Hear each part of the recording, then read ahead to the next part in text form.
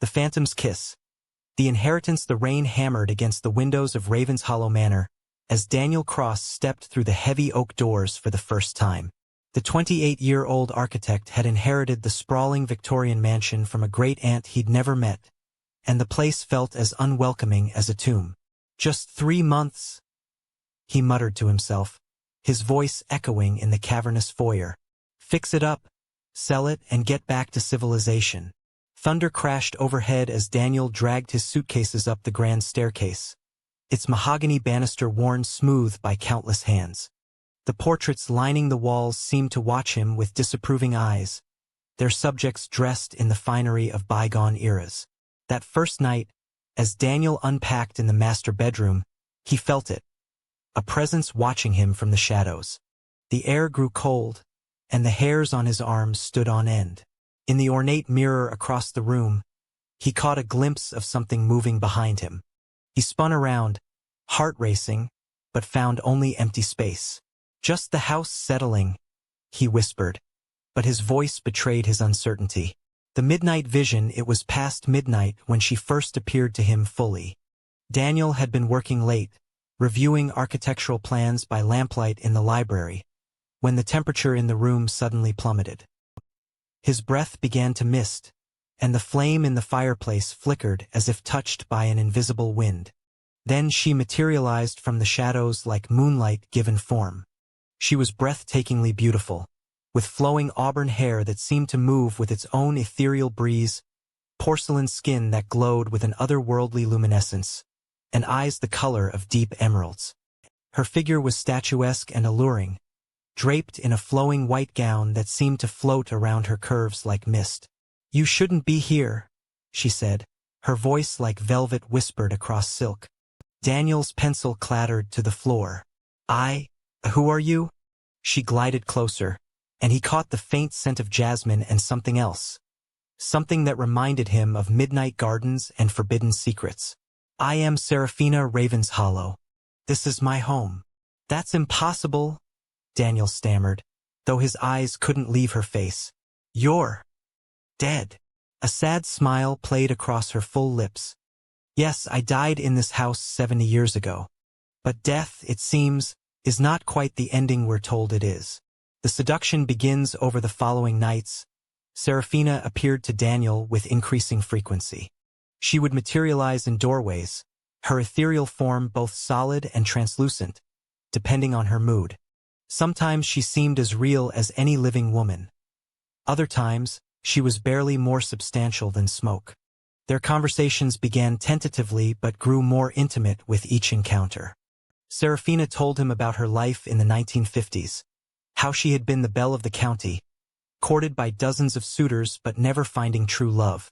She had died young, she explained, in a tragic accident on her wedding night, though she was always vague about the details. "Why can I see you?" Daniel asked one evening as they sat together in the conservatory, moonlight streaming through the glass ceiling. Seraphina's fingers, cool as morning mist, traced along his jawline. "Perhaps because you have the sight. Perhaps because you're lonely, just as I am." Her touch sent shivers through his body. "Or perhaps because fate has finally brought me what I've been waiting for all these years." Daniel found himself captivated not just by her supernatural beauty, but by her wit, her intelligence, and the deep sadness that seemed to emanate from her very soul. She was everything he had never known he wanted: mysterious, passionate, and utterly devoted to him. Dangerous desires. As the weeks passed, Daniel's obsession with Seraphina grew. He stopped working on the house renovations, stopped returning calls from his business partner, stopped caring about anything except the nights when she would come to him. Their relationship deepened in ways that defied the laws of nature. Seraphina could become solid enough to touch, to hold, to kiss with lips that tasted of midnight and starlight. In the master bedroom, surrounded by flickering candles and the scent of jasmine that followed her everywhere, they shared moments of intimacy that transcended the physical world. "How is this possible?" Daniel whispered one night as she lay in his arms, her ethereal form warm against his chest. "Love makes many impossible things possible," she replied, her fingers tracing patterns on his skin that seemed to burn with ghostly fire. But there are rules, Daniel. Rules that even the dead must follow. What kind of rules? Her emerald eyes grew distant. The living and the dead cannot be together permanently. Not unless. Unless what? But Seraphina only smiled mysteriously and faded away, leaving Daniel alone with questions that burned in his mind. Chapter 5. The dark truth. It was Mrs. Whitmore, the elderly housekeeper from the village, who finally told Daniel the truth about Seraphina Ravenshollow. She was beautiful, that one, the old woman said as she dusted the portraits in the hall. But beauty can be a curse, you know. She broke more hearts than she could count, did Miss Seraphina. Men would do anything for her, even kill. Daniel's blood ran cold. What happened to her? Mrs. Whitmore's weathered hands paused in their work. On her wedding night, she was found dead at the bottom of the tower stairs. Her neck was broken. The official report said it was an accident. But she shook her head. 3 men had proposed to her that very week. All 3 were at the wedding. And all 3 were found dead within a year, each one taking his own life, they said. You don't believe that? I believe Seraphina Ravenshollow has never learned to let go of what she wants. And what she wants she takes one way or another.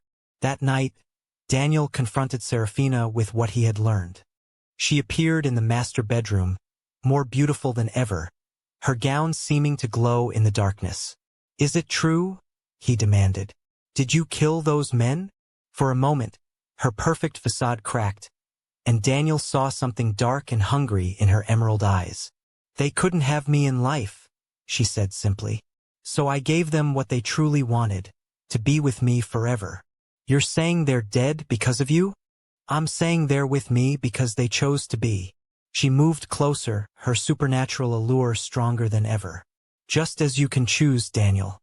You can leave this place, return to your ordinary life, and forget me.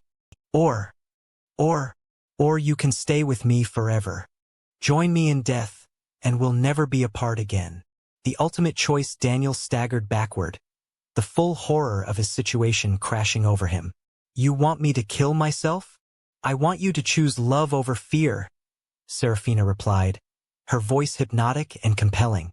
What is death compared to eternal love? What is life without the one person who completes your soul? For a moment, Daniel felt the pull of her words, the seductive promise of forever in her arms. But then he remembered Mrs.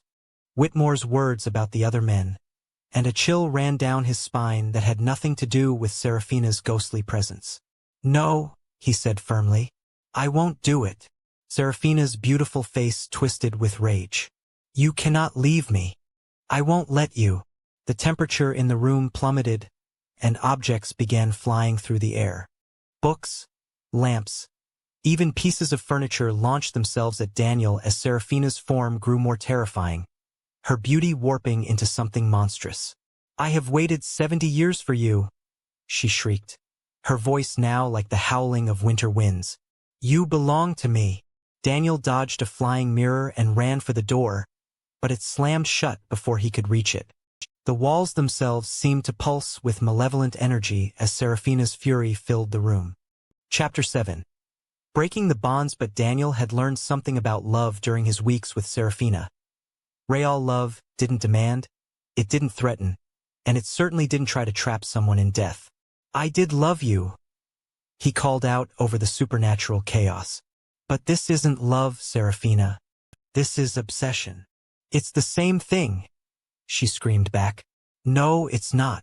Daniel's voice grew stronger, more confident. Love means wanting someone to be happy, even if it's not with you. What you want isn't love. It's possession. For a moment, the room grew still.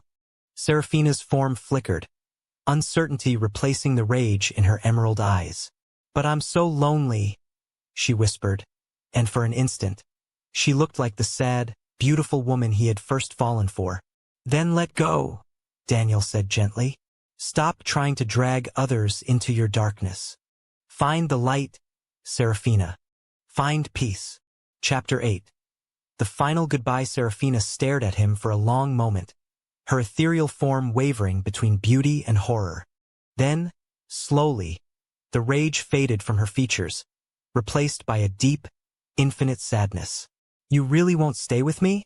she asked, her voice small and vulnerable. "I can't," Daniel replied honestly. "And deep down, you know that's not what you really want either." Tears that glowed like liquid starlight began to fall from her eyes. "I've been so afraid of being alone forever." "You don't have to be alone," Daniel said softly. "But holding on to others isn't the answer. Let yourself move on, Seraphina. Find whatever comes next." She nodded slowly, and Daniel could see her form beginning to fade. Not with anger this time, but with acceptance. "Will you remember me?" she asked as she grew more translucent. "Always," Daniel promised. "But as you were meant to be remembered, with love, not fear." Seraphina smiled then, and for a moment she was purely beautiful again, the sad, lonely woman who had captured his heart. "Thank you," she whispered. "Thank you for showing me the difference." With that, she faded away completely, and the oppressive atmosphere that had filled Ravenshollow Manor for 70 years lifted like morning mist. Epilogue. New beginnings. Daniel left Ravenshollow Manor the next morning, but not before placing a bouquet of jasmine flowers on the spot where Seraphina had died. He sold the house to a family with children, people who would fill it with laughter and life instead of longing and death.